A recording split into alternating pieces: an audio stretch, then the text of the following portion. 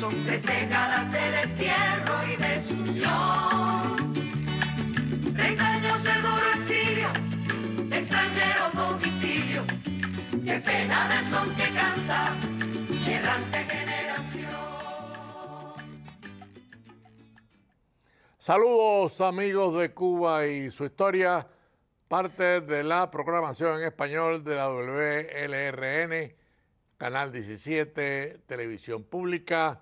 En el día de hoy, Cuba y su historia se centra en una serie que sabemos que va a ser muy popular, pero además es una serie que nos obliga, como decía el apóstol, honrar honra. Cuba y su historia en el día de hoy quiere honrar la memoria de un mártir de dimensiones infinitas. Me refiero a Pedro Luis Boitel.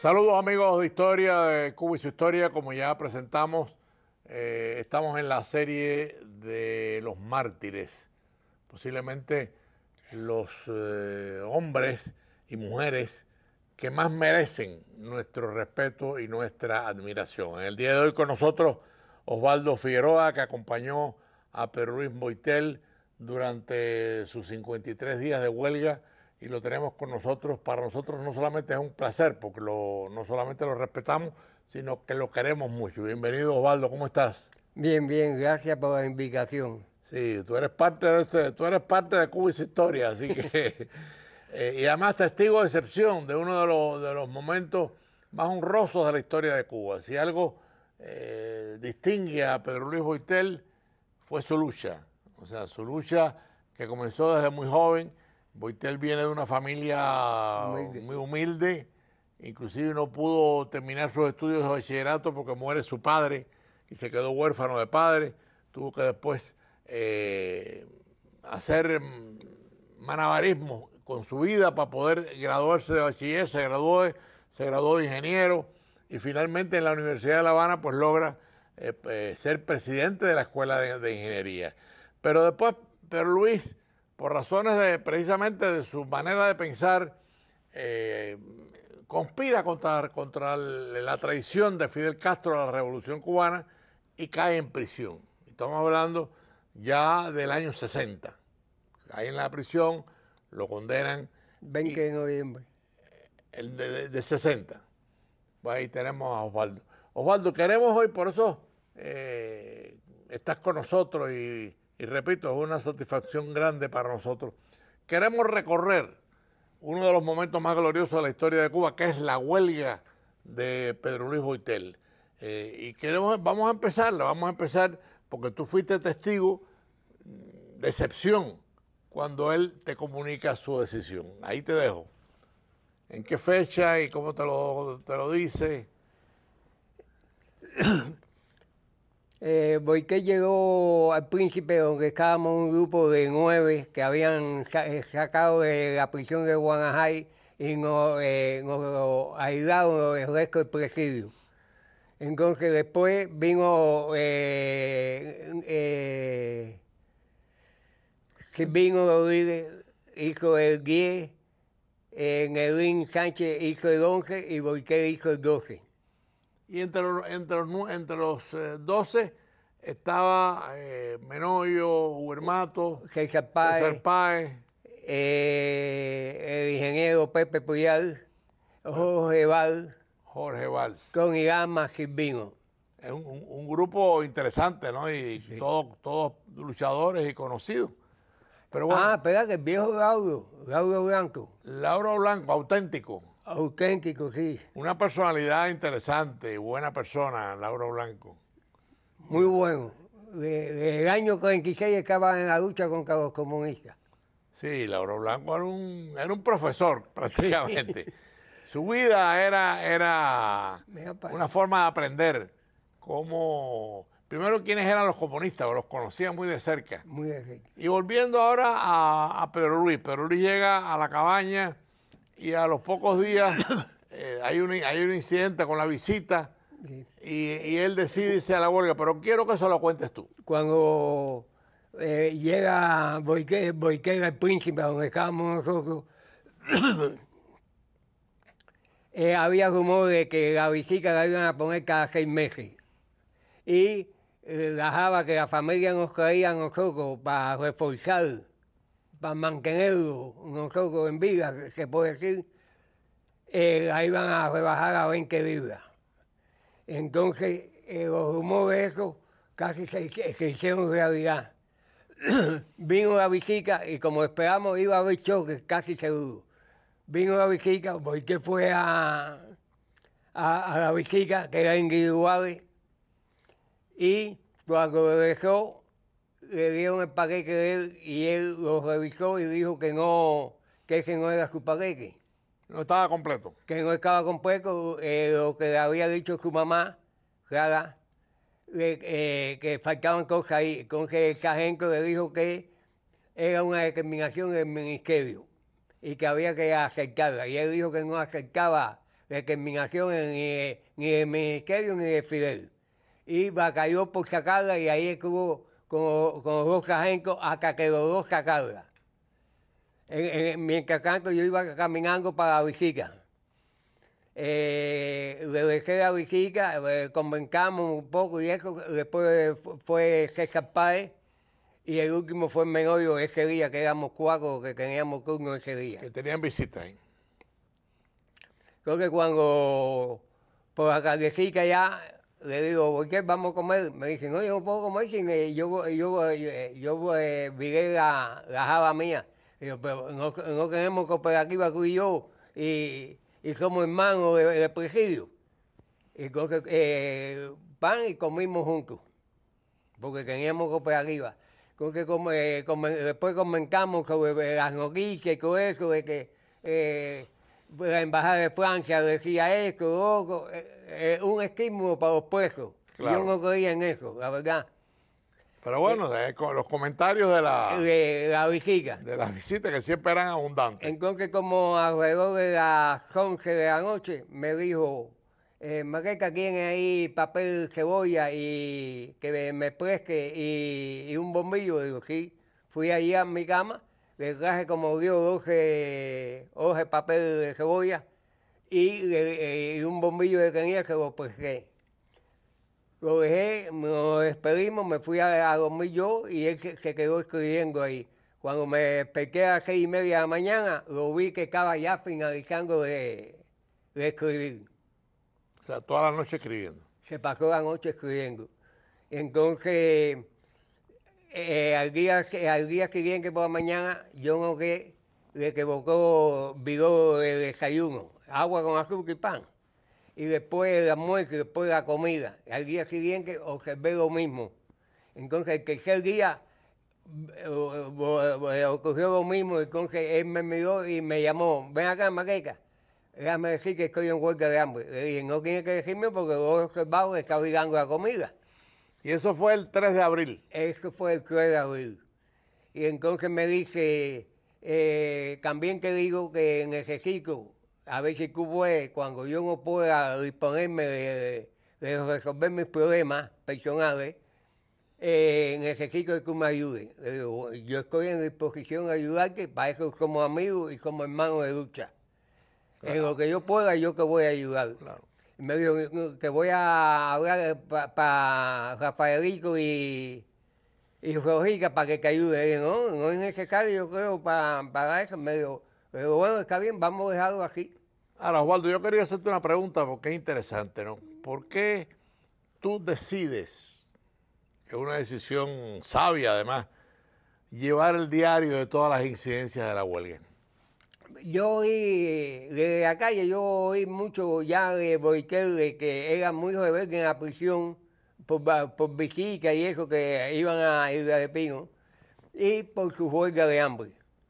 Y entonces coincidimos ahí y cuando él me dice que estaba en huelga de hambre, se me ocurrió hacer un borrador poco a poco de todo lo que iba ocurriendo alrededor de la huelga de hambre de él. Lo que yo podía, porque no es fácil escribir un diario, además nunca lo había hecho. Y dije, bueno, voy a ir escribiendo todo lo que se pueda, en relación a todo lo que acontece alrededor de él. Y así lo hiciste.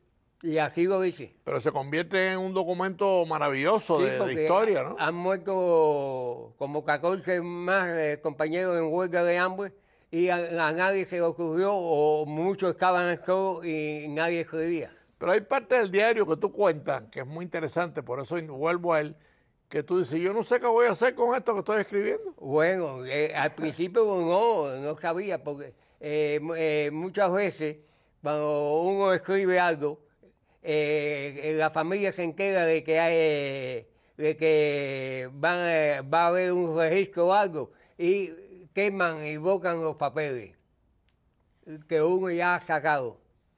Bueno, siguiendo un poco por esa cronología que tú viviste como nadie. Cuando él me dice que está en huelga de hambre, que se me ocurre ir escribiendo él, dije, bueno, es que una huelga más de las tantas que ha tenido Boitel. Si tú pensaste que no era... Que no se iba a que morir. no iba a morir, claro. Ahora Y desgraciadamente fue la última huelga de él. esto lo escribes tú y como estamos siguiendo cronológicamente, en abril 6, o sea, 3 días, lleva ya Pedro Luis en huelga, y tú pasaste y le preguntaste, ¿y en qué piensas? ¿Qué estás pensando? Y Pedro Luis te dijo, bueno, pienso en el pasado, y ahí habla de la Universidad de La Habana. ¿Te recuerdas eso? Sí, sí. Háblanos de eso. Él muchas veces habló mío de la universidad. Cuando él hablaba de la universidad, yo notaba un brillo de felicidad y alegría cuando hablaba de la universidad.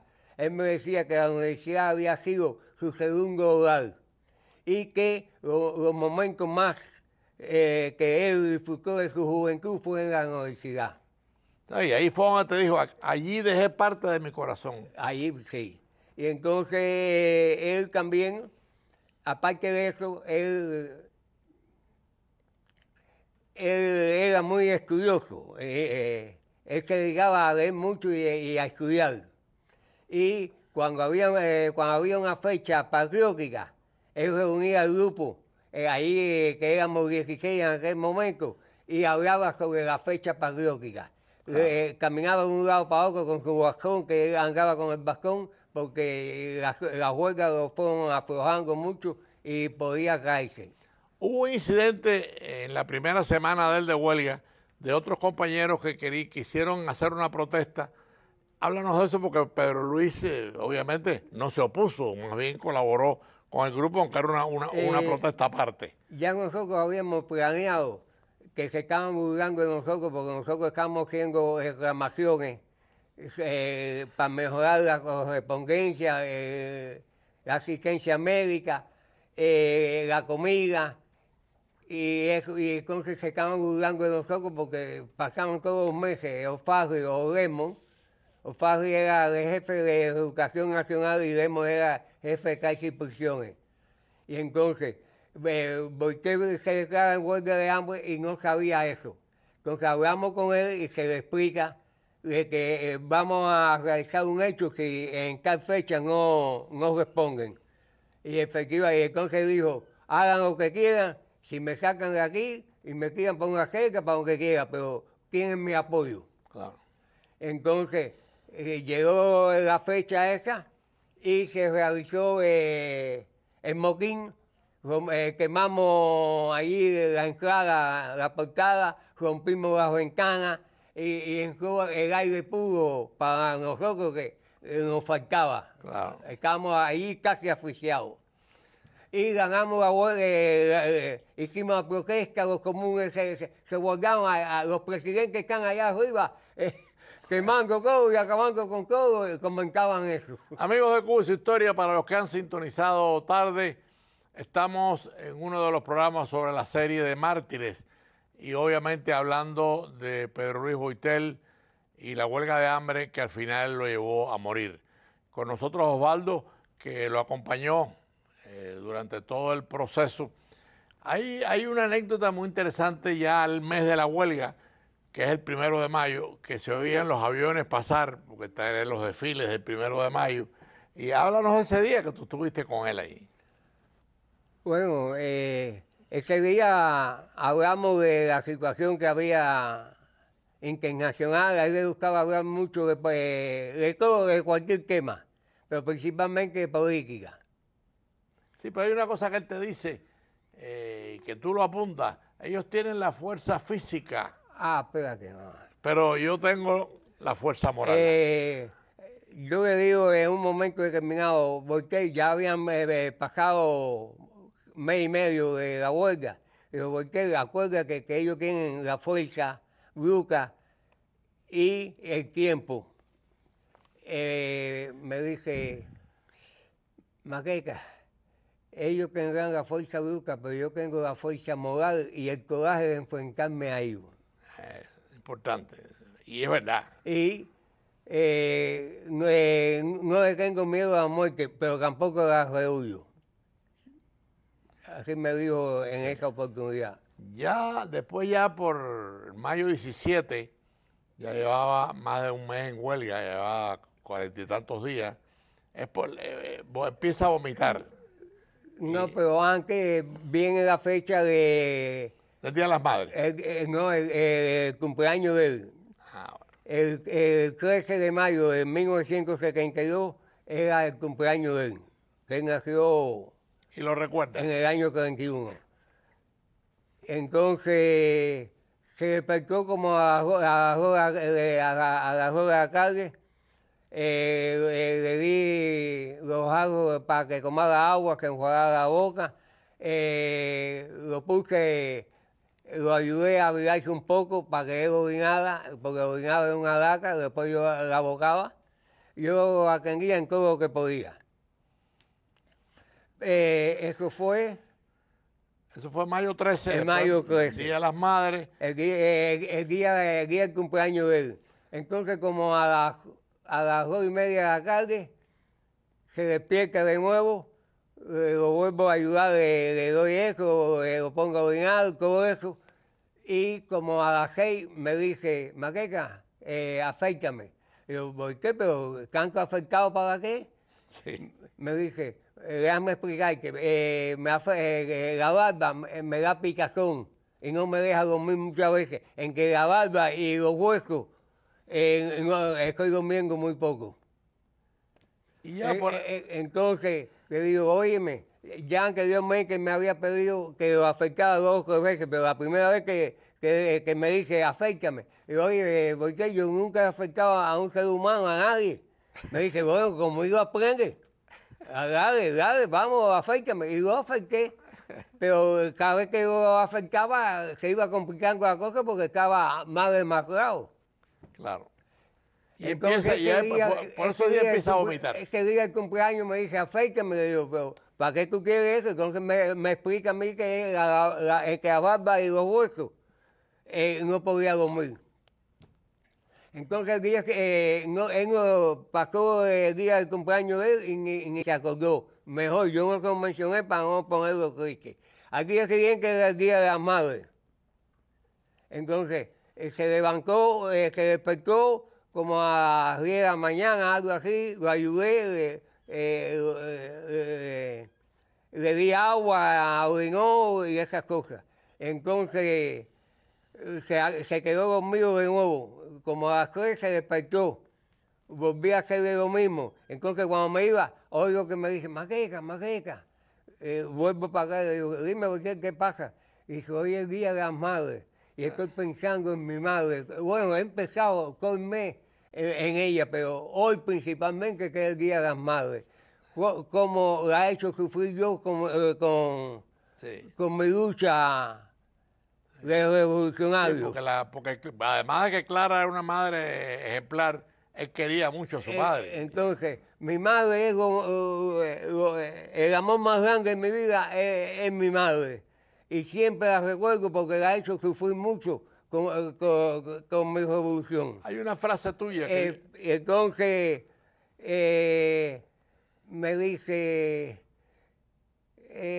mamá, y no podía hablar. Le digo, ¿por qué?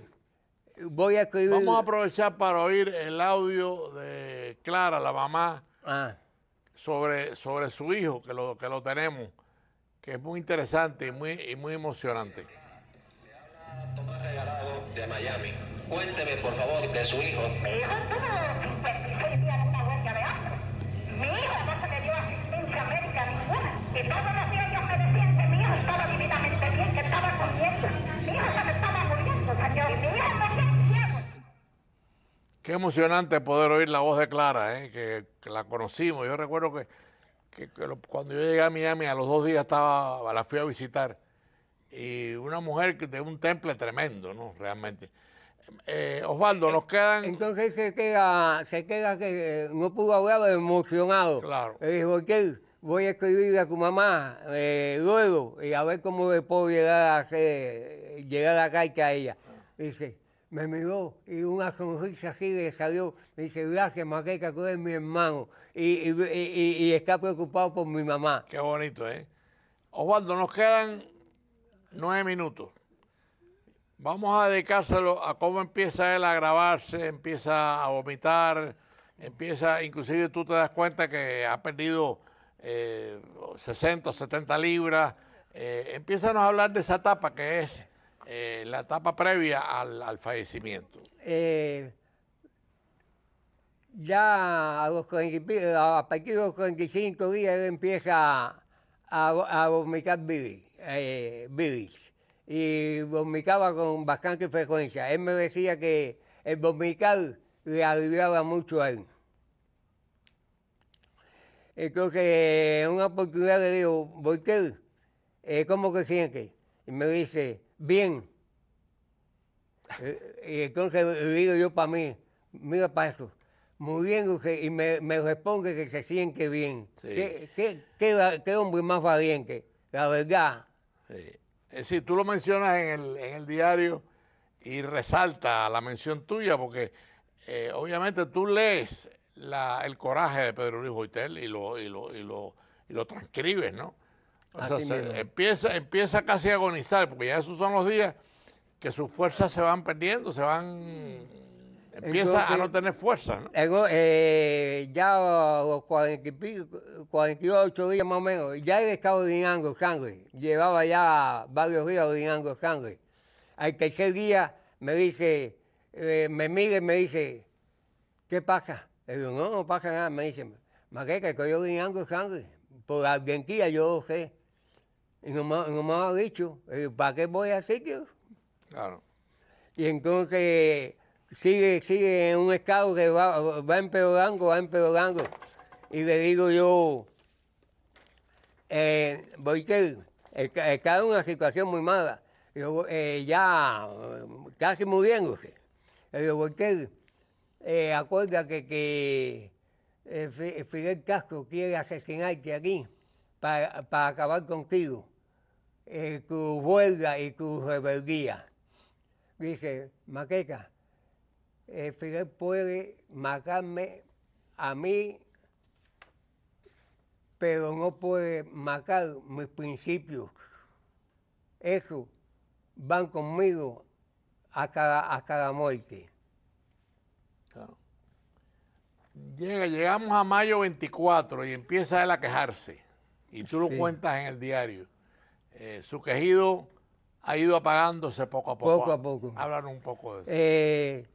Él va ya, él dormía mucho porque él guardaba energía, porque al principio él me dijo a mí que la huelga iba a ser para largo y que tenía que guardar energía y que iba a estar el mayor tiempo posible en la cama. Y así fue.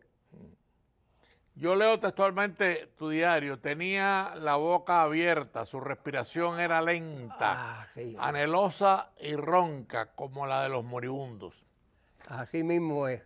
¿Te recuerdas ese momento perfectamente? Perfectamente, sí. Ya estaba agonizando ya. Y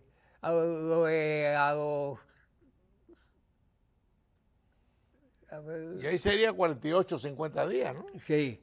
A los 50 días fue la última vez que él habló conmigo. Él estaba ya en un estado ya que que no podía más, no podía moverse ni nada. Y entonces, inclusive, unos días antes me dice, ayúdame a moverme para aliviar para la izquierda, para descansar, porque los huesos no me dejan dormir. Entonces, ya él, medio moribundo, a los 50 días, me dice, Maqueca, acuérdate de lo que hablamos, recógeme las pertenencias mías, vela por mi mamá y sea amigo de mi hermano. Esta foto gracias a mi mamá, que es la que sale en todo. Claro. Yo se la hice Inclusive llegar. hay una frase tuya que yo quiero leer, que es impresionante. Tuvo quizás, dices tú en el diario, tuvo quizás la muerte más cruel y tormentosa que pueda existir. O sea, tú sentiste esa muerte en Pedro Luis. Cruel. La crueldad del comunismo, ¿no? Él estaba consciente siempre de que iba a ganar la huelga. En ningún momento perdió el ánimo de que eso. Él era de que iba a ganar la huelga. Y cada vez que se iba pasando los días no había nada. Bueno. A él fueron a verlo una vez a los 17 días, sin importancia. El segundo fue un nuevo director con Valdés, y Valdés le dijo, Boitel, lo que tú pides no te lo vamos a dar, no te lo vamos a dar. Y él le dijo, eso, estoy pidiendo los derechos de preso político. Claro. Voy a leer, Osvaldo, déjame ver porque ya nos quedan 2 minutos. No. Déjame leer el final del diario, que es impresionante. Mataron al intocable. Murió el miércoles 24 de mayo de 1971. 25. El 25 de mayo. Como colofón, detuvieron a su madre, Clara Abraham. Eso ya no aparece en el diario, pero la detuvieron, la llevaron al G2, donde inclusive la amenazaron y golpearon. Y la empujaron. Pero tú dices después, su espíritu es inmortal. Amigos de Cuba y su historia, hemos recorrido un momento heroico de la historia de Cuba. La muerte de un mártir de proyecciones infinitas como Pedro Luis Boitel. Le agradecemos a Osvaldo Figueroa que nos haya acompañado en este triste recorrido. Es un recorrido triste, pero no deja de ser heroico y glorioso. Gracias, Osvaldo, por acompañarnos y, por supuesto, todo el objetivo es que la memoria de Pedro Luis Boitel esté en el sitial más alto de la historia de Cuba. Amigos de Cuba y su historia, lamentablemente el tiempo terminó. Le agradecemos a Osvaldo su presencia en Cuba, su historia, y nos volveremos a ver el próximo miércoles a las 4:30 de la tarde. Son 3 décadas de destierro